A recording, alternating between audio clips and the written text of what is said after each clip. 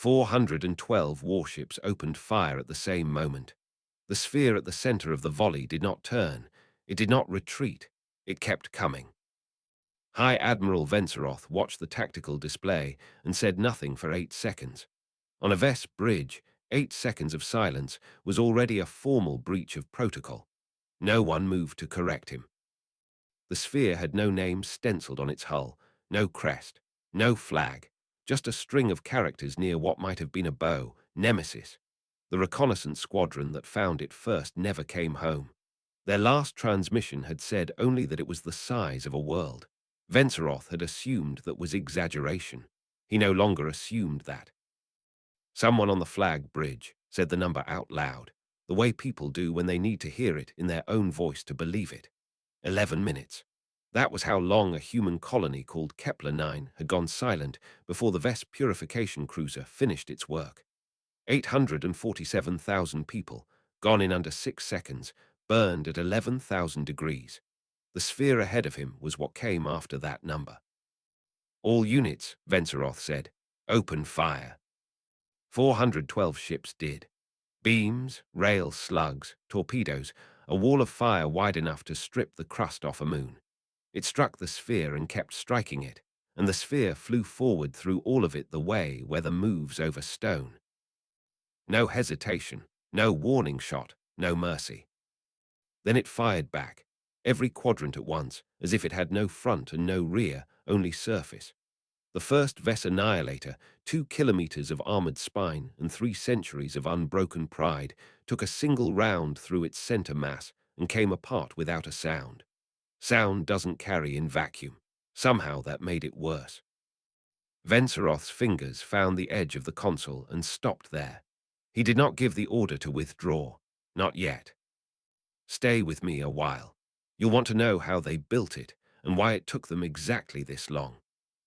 11 months earlier, Commander Yara Chen stood on the bridge of the UIE Stalwart, a patrol vessel a fraction of the Nemesis's size, holding a cup of coffee that had gone cold 20 minutes ago without her noticing. Her sensor officer turned toward her first. That was the part she remembered later more than the words. He turned before he spoke, like his body needed a head start. "Ma'am, Meridian's hope has gone quiet." Define quiet. 11 minutes, no telemetry, no beacon, no relay handshake. His voice caught on the next part. Thermal bloom registered on the Kepler-9 colony signature 90 seconds ago. Surface temperature spiked to 11,000 degrees. It's the colony's not reading anymore, ma'am. It's not there. 11 minutes of silence meant one of two things. A comm relay had failed, or every single person on that rock was already dead. Chen set the coffee down. She did not pick it back up. 847,000 people had lived on Kepler-9. Families who'd shipped out on colony contracts because Earth was crowded and the stars weren't. A hospital wing 3 months from finished.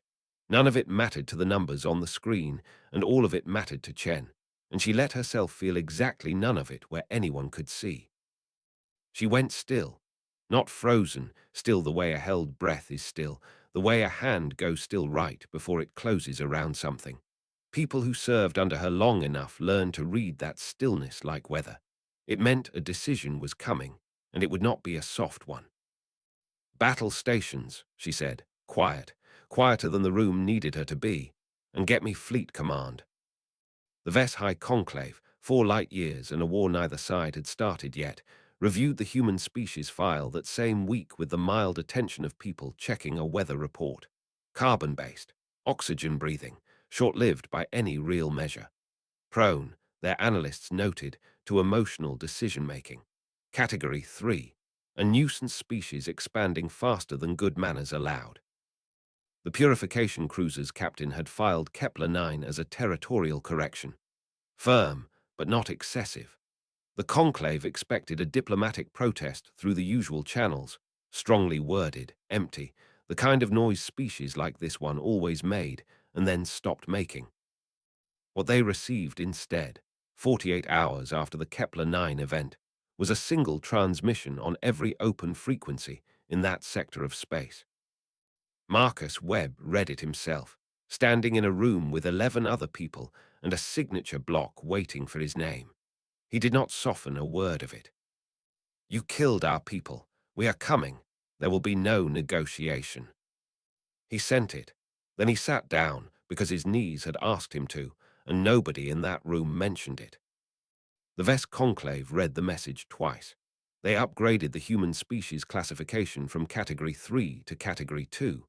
It was, in hindsight, still not enough of an upgrade. They still did not understand what they were looking at. Their analysts watched the human political channels for the grief and anger they expected, found both, and marked the case as proceeding normally. They were not watching the industrial channels. That was the mistake nobody in that room would live to regret quietly, because there would be nothing quiet about how they learned it. Every major human shipyard went dark within 3 weeks. Not destroyed, shielded, curtained off behind hull plating and false registry numbers, as if the yards themselves had gone into mourning and stopped answering their mail. 72% of civilian industrial capacity got redirected somewhere that didn't show up on any public manifest. Asteroid mining tripled. 17 universities took on contracts nobody was allowed to discuss at dinner.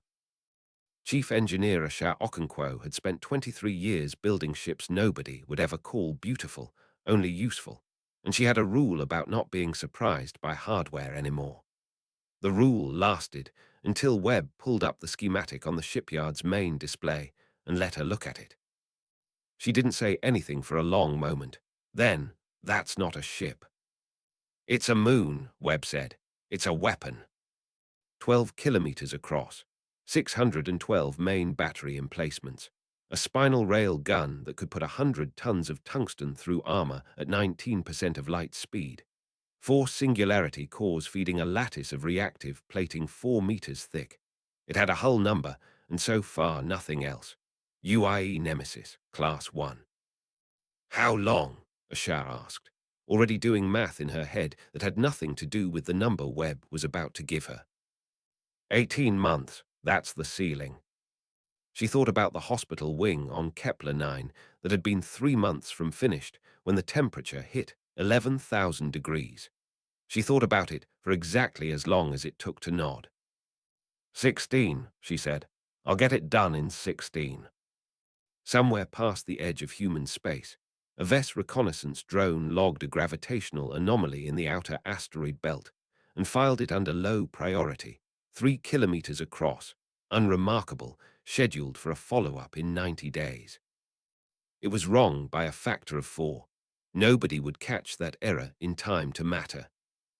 Ven Karath had built a 20-year career on being right about small things. He looked at the anomaly report a second time before signing off on it.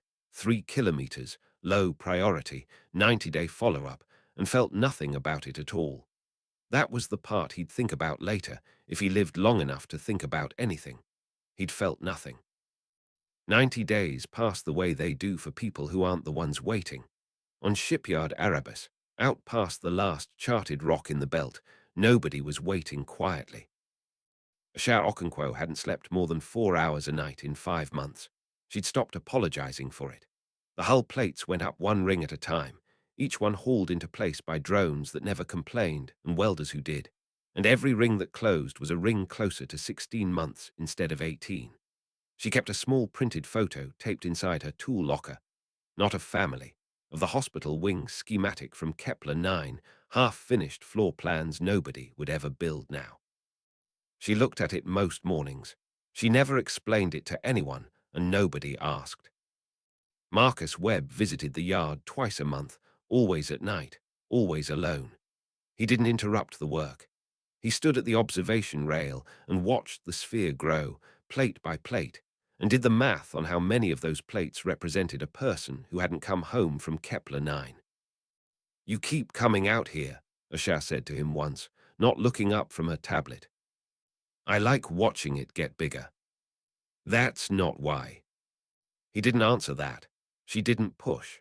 Some things people carried alone, even when they were standing next to someone carrying the same weight. 90 days after the first anomaly report, the follow-up scan came back, and this time the numbers made Ven Karath's stomach drop before his mind caught up with why. The object had moved. 11 light minutes in 90 days on a heading that made no sense for a rock that size. Stations don't move. He filed an emergency reclassification and sent a reconnaissance squadron himself. 4 ships, fast and quiet, the kind of mission that ends in a report nobody reads twice. He watched the feed from a console that suddenly felt too small for the room around it. The squadron reached visual range. There was a long pause on the comm, the kind that meant someone on the other end was trying to find words that would make sense to the people listening. Then the commander's voice, flat with something that wasn't quite fear yet, because fear hadn't caught up to what his eyes were telling him. It is the size of a world.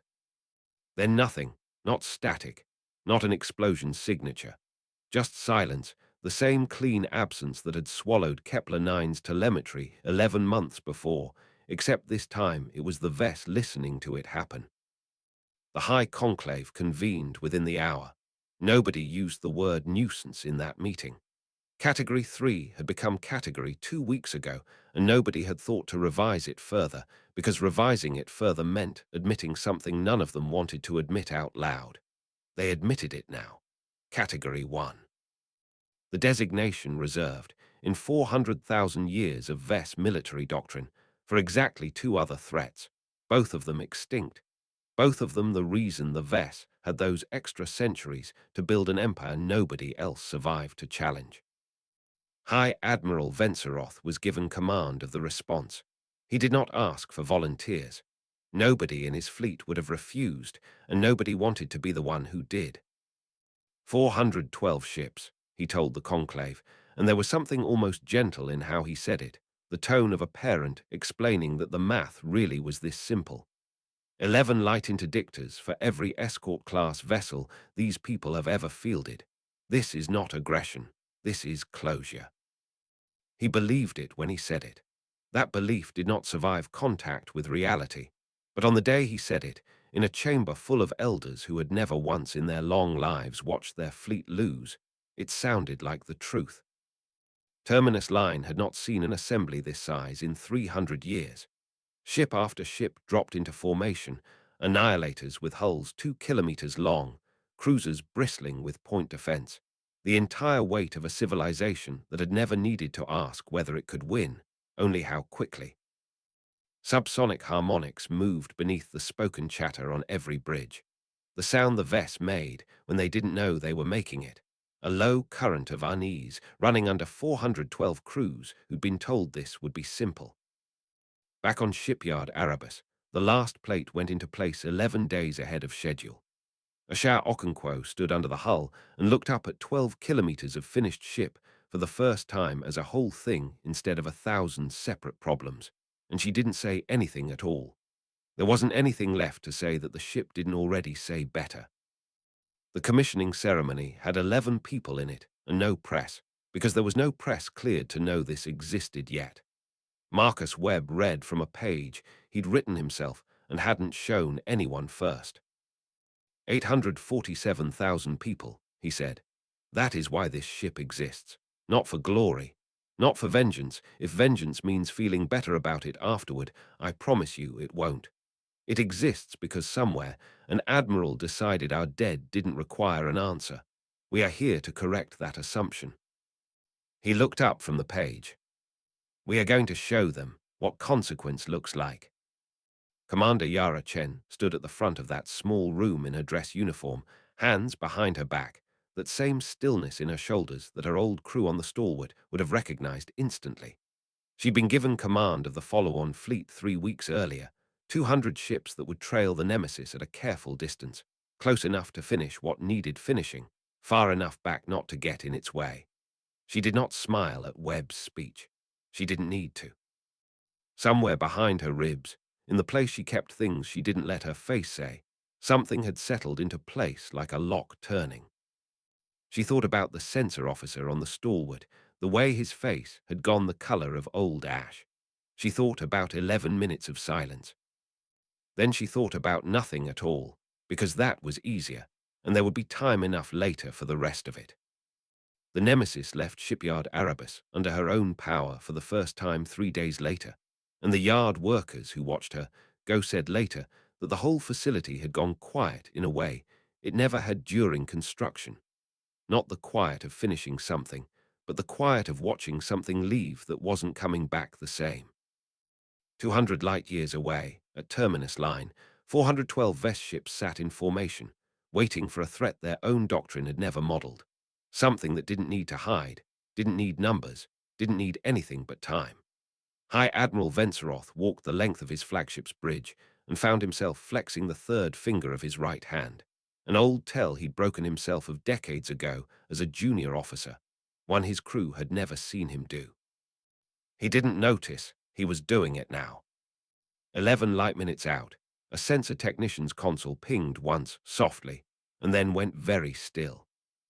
"Contact," she said. "One contact, no escort, no transponder." Venseroth crossed to the display himself. On the screen, a single shape resolved out of the dark, and it did not stop growing the way ship contacts were supposed to stop growing once the scanner had a lock. It kept growing. 12 kilometers of hull, and behind it, for the first time in 400,000 years, a Vess admiral felt something his species had no honest word for, though the humans watching 200 light-years back would have called it, simply, fear. "All units," Venseroth said, and this time there was no 8-second pause behind it. The order came fast, almost too fast, the reflex of a commander who'd already burned his hesitation on the walk across the bridge. "Open fire. All batteries, all vessels. Now." 412 ships lit up the dark at once. The barrage struck the Nemesis in a wave wide enough to have scoured a moon bare, and the sphere kept coming, the way weather keeps coming, indifferent to the ground it crosses. On Chen's bridge, 30 light minutes back with the follow-on fleet, the tactical feed came in delayed and merciless, light itself too slow to keep up with what was happening at Terminus Line. "She's not slowing," her sensor officer said. Not the same young man from the stalwart. A different face now, on a different ship, the same tightness around the eyes that every good sensor officer got when the numbers stopped making sense. "Ma'am, she's flying into it." Chen didn't answer right away. She was doing what she always did before speaking, going still, running the shape of the battle in her head 3 steps ahead of the light that hadn't reached her yet. "She's not meant to dodge," she said finally. "She's meant to be hit and keep functioning. Watch the return fire." The return fire, when it came from everywhere. 612 batteries did not fire in a volley. They fired as a continuous unbroken stream, front and flank and rear all at once, because the Nemesis had no front or rear in any sense the Vess fleet's targeting doctrine understood. The first Vess Annihilator, 2 kilometers of armored spine, 3 centuries of a service record with no losses in it, took a single spinal rail shot through its center mass. 100 tons of tungsten at 19% of light speed does not care about armor rated for anything humans had fielded before. The ship came apart in silence, the way everything comes apart in vacuum, and 2 flanking cruisers went with it when the detonation cascade found their fuel cells. 40 seconds. That was how long the first Annihilator had lasted from first contact to debris field. On Venseroth's bridge, a junior tactical officer, a woman named Ashit Vren, who had said perhaps 11 words in the whole engagement, all of them procedural, none of them her own, turned from her station and spoke without being asked.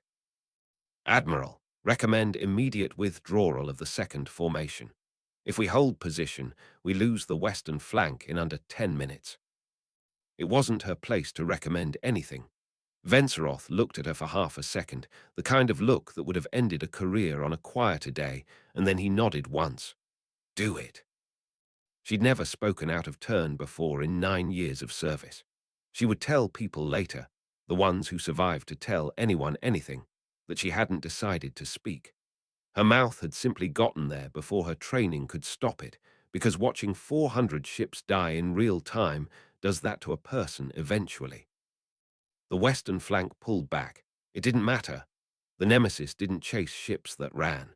It simply kept firing at whatever remained inside its engagement envelope, methodical, unbothered by retreat, the way a machine processes a queue instead of a battle. Chen watched the feed update. delayed light finally catching up to real time. Ship after ship blinking out of the tactical display, the numbers on the VES order of battle collapsing from 412 towards something that no longer resembled a fleet. She thought, unbidden, about the hospital wing on Kepler 9. 3 months from finished. She hadn't let herself think about it in 11 months, not directly, not by name, and now it arrived anyway, uninvited, the way grief does when the body finally has a moment it can afford to feel something in. She let it sit there for exactly as long as it took to breathe once. Then she put it away again. There would be time later. There was never time now. 200 light-years away, Marcus Webb sat alone in a briefing room aboard the flagship of Chen's follow-on fleet, watching the same delayed feed on a smaller screen, a cup of coffee going cold in front of him the way Chen's had, 11 months and one system away. He'd read the casualty projections before the battle started. He told himself he was ready for the number. He was not ready for the number. He picked up the coffee, didn't drink it, set it back down, precisely where it had been, the kind of small ordinary motion a person makes when their hands need something to do that isn't shaking. Then he went back to watching. 4 hours in, the VES formation was no longer a formation. 11 ships had broken off entirely, running for the edge of the engagement zone at flank speed, Venseroth's flagship among them, not fleeing from cowardice. Ashit Vren would say later, but because someone finally had to survive this to report it. Someone had to carry the number home. 4 hours and 17 minutes after the first shot, the Nemesis stopped firing. Not because the fight was over, because there was nothing left in range to fire at. The silence afterward was its own kind of report. 401 VES ships gone. 11 survivors, scattering toward home space with a story none of them had the vocabulary to tell properly yet. On Chen's bridge, nobody cheered. Nobody spoke for almost a full minute. Her sensor officer finally broke it, voice careful, like he was handling something that might still go off. All VES combat signals in this sector have gone silent, Commander. Chen nodded once. Advance the fleet. Slow approach. I want to see what's left before we decide what happens next. She did not smile. She did not say anything about consequence or justice or the 11 minutes of silence that had started all of this. She simply gave the order, quiet as always, and the 200 ships behind her began to move. The conclave chamber, when the first fragment of Venseroth's report arrived, had a rule about silence that had held for 400,000 years. 8 seconds was already considered a serious command failure, a lapse worth formal review. The silence that followed Venseroth's transmission lasted almost 4 minutes. Nobody moved to end it. Nobody had the authority to, not really, because ending it meant being the first to speak about a number that made every doctrine document in VES military history obsolete in a single afternoon. 401 ships, the largest single engagement loss in the species' recorded existence, and it hadn't come from a war. It had come from one ship. Venrath, the conclave member who had cast the deciding vote to authorize the Kepler 9 correction 11 months earlier, sat very still in his chair near the back of the chamber. Nobody looked at him directly. Everyone was aware of exactly where he was sitting. The subsonic harmonics beneath the room's silence, the current the VES used to communicate feeling their spoken language didn't have words for, ran low and constant, a frequency none of them would have admitted to hearing if asked. It was the sound of an institution discovering, in real time, that it had misjudged something so badly there was no polite category left to file the mistake under. Finally, the conclave's presiding elder spoke, and her voice did not carry its usual weight. "Open a channel," she said. "Send them the closest word we have for surrender." 200 light-years away, in the wreckage field that had been the largest VES fleet assembled in 3 centuries, Yara Chen stood at the observation window of her flagship and watched debris drift past in slow, silent arcs. Marcus Webb had joined her by then, the coffee finally abandoned somewhere behind him. "They're going to send terms," he said. "They already did." Chen's voice was even quieter than usual. 7 communications in the last 7 period, working their way up through every polite phrase they have. The 7th one used the word and. She was quiet for a long moment, watching a piece of hull plating the size of a shuttlecraft turn end over end in the dark, catching the light from a star none of the Vess crew who died out here would ever see rise again. "And we're not done," she said. "Surrender stops the shooting. It doesn't answer for the 11 minutes. Webb looked at her, really looked, the way you look at someone you've stood next to through 11 months of quiet grief neither of them had let show. What does answer for it? Chen turned from the window. Something in her face had gone past cold into a stillness that had nothing left to calculate because the calculating was finished now. What remained was simpler than that, colder and somehow also cleaner. "Names," she said. "Every officer who signed off on Kepler 9, every vote on that conclave floor. We don't need their whole civilization on its knees. We need the ones who made the decision to know it had a cost and to know exactly whose names are attached to paying it." Behind her, in the debris field, the wreckage of 401 ships turned slowly in the starlight, and somewhere in that field, unseen by anyone yet, a single Vess lifepod's beacon blinked on for the first time in 6 hours. A survivor nobody had expected, holding a piece of information that would matter more than anyone realized once Chen's fleet finally reached her. The lifepod's beacon caught a passing recovery drone 11 hours later. Inside, alive, dehydrated, was a junior communications officer named Isvit Dral, who had spent those 11 hours with nothing to do but replay the last transmission she'd intercepted before her ship died. A private channel, Venrath to Venseroth, recorded 4 days before the Kepler 9 strike was ever authorized. She didn't know yet that it would matter. She just knew she'd kept the recording running out of habit, the way people keep doing their job even while everything around them is ending. When Chen's recovery team brought her aboard, she was shaking too hard to speak clearly. Someone gave her water. Someone else gave her a blanket that wasn't built for a Vess frame and didn't fit right, and she held onto it anyway with both 3-fingered hands because it was warm and nothing else in the last day had been. She handed over the recording before anyone asked for it. In it, Venrath's voice, unmistakable once the tribunal's linguists cleaned the audio. "The human colony is a testing ground, nothing more. If the correction goes poorly, we adjust the doctrine and move on.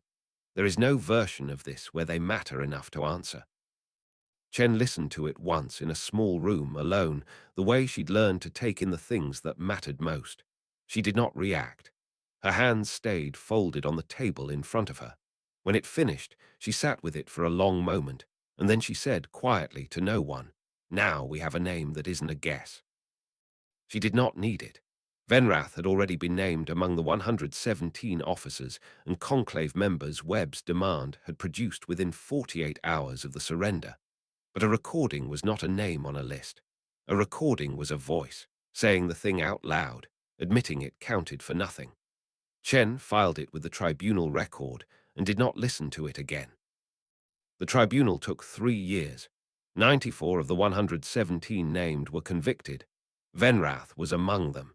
His sentence was carried out quietly, off any public feed, at Chen's specific insistence. "This isn't a spectacle," she told Webb the day before it happened. "It's a sentence. Spectacle is what they would have done. We don't do what they would have done. That's the whole point of any of this." Webb didn't argue. He'd stopped needing to argue with her a long time ago, somewhere around the 11th month of quiet industrial silence, when he'd realized her stillness before a decision wasn't hesitation. It was the only kind of certainty that had ever felt honest to him. Chen advanced the follow-on fleet through 3 Vess systems in the months after the surrender, and she did not glass a single world. She dismantled military infrastructure with the same patience as Shah had built the Nemesis, with shipyards, weapons platforms, command relays, taken apart piece by piece precisely, while civilian populations went untouched below. 3 human ships were lost in that campaign, 47 crew. Chen transmitted their names to Fleet Command herself, the same way Webb had once transmitted Kepler 9's names to the entire vast dominion on every open frequency there was. Names were not statistics. She had learned that in 11 minutes of silence, and she never let herself forget it again. The VES sent 7 diplomatic communications in those final weeks, each one inching closer to language their formal doctrine had never needed before. The 7th used the closest phrase their tongue possessed to: I surrender unconditionally and ask what is required of us now. Webb's reply was 2 sentences. Cease all offensive capability in the 3 named systems.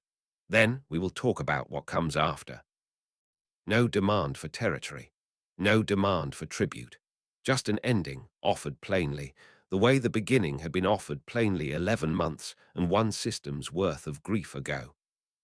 5 years after Kepler-9, ground broke on a new colony 3 systems over, in a stretch of space the VES had once patrolled and no longer did. They called it New Meridian. Its hospital went up first, before the housing, before the shipping lanes, before anything else, 3 stories. Then 5, then finished. A wing named for 847,000 people who would never see it. Asha Okonkwo attended the dedication. She didn't say much. She stood near the back and looked at the building the way she'd once looked at a schematic on a display screen, and when someone asked her what she was thinking, she said only, "It's not a weapon this time. That's the whole idea," and left it there. 12 years after Kepler-9, Marcus Webb retired. The ceremony was small, held on the observation deck of a station in Earth orbit, close enough to the planet that the blue curve of it filled half the window behind him.